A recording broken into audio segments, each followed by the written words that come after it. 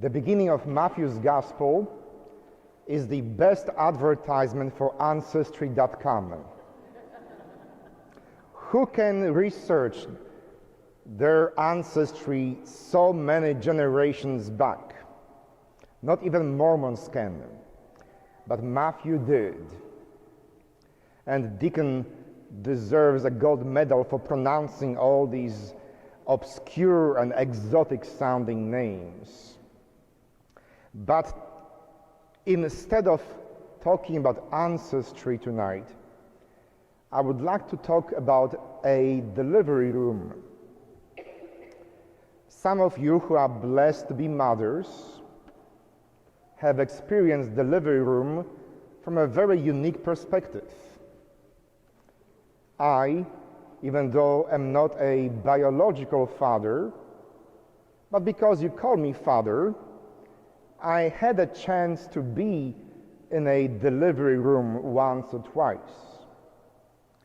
And I tell you, it is an amazing experience to see exhausted but glowing woman with a baby in her hand.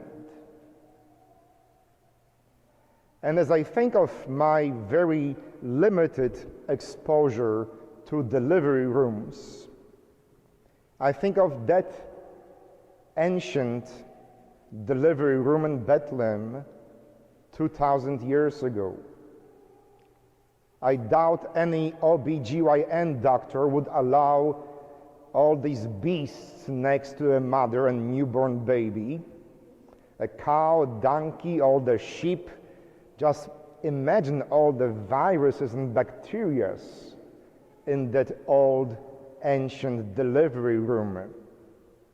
Poor Mary and Joseph didn't have easy time in this Barnes Jewish hospital in Bethlehem. Not only it wasn't hygienic, not only there was no air conditioning, not only they found no room in Motel 6, but they were forced to deliver their first baby in a very risky environment. And to make things worse, there were people coming and annoying them all the time. First the shepherds, then the wise men, and they heard some angelic voices. Now, if you are a woman who ever gave a birth, you know that what you dream about after having a baby is a peace of mind. Nobody talking to you, annoying you, or asking you stupid questions. And yet, here she is, a young woman who just gave birth to her first child, having to deal with an annoying husband, smelly animals, dirty floors, all the shepherds that I'm sure were as smelly as the sheep, and then the wise men coming and asking all kinds of questions. It's not a position that I envy Mary, but that old delivery room in Bethlehem is teaching us something fundamental about what the life of Jesus will all be about. You see, from the very first moment of his life,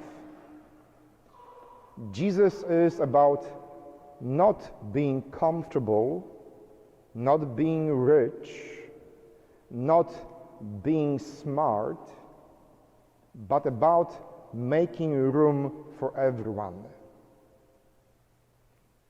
If Christianity is about anything but that inclusive experience of first delivery room, it is a wrong message. The message of Christianity that starts on Christmas Day, continues through Good Friday and Easter morning, is all about making room for other people. Even though Joseph, as we just heard, was from a noble family. He is very fine with poor shepherds from a very lower socio-economic class than them. And then he's also fine with wise men that look different, talk different, with a thick Middle Eastern accent, asking all kinds of questions.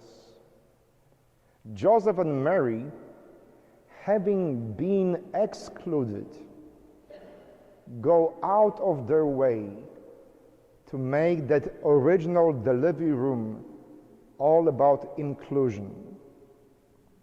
There was no room in the inn, so they created their own inn with room for everyone.